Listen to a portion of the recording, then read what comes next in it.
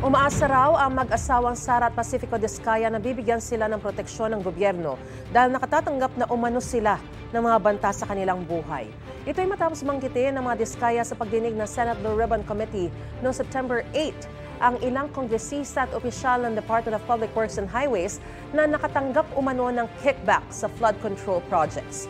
Bago yan, sinugod na rin ng mga rallyista ang compound ng mga Diskaya.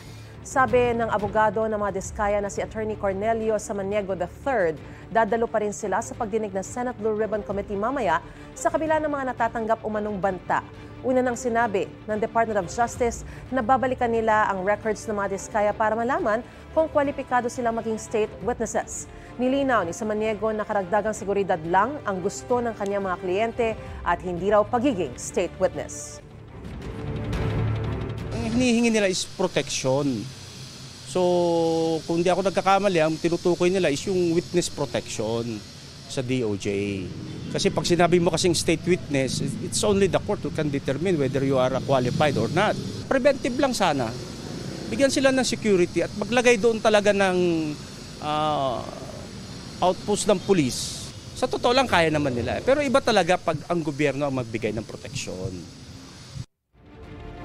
Gusto mo bang mauna sa mga balita? Mag-subscribe na sa GMA Integrated News sa YouTube at tumutok sa Unang Balita.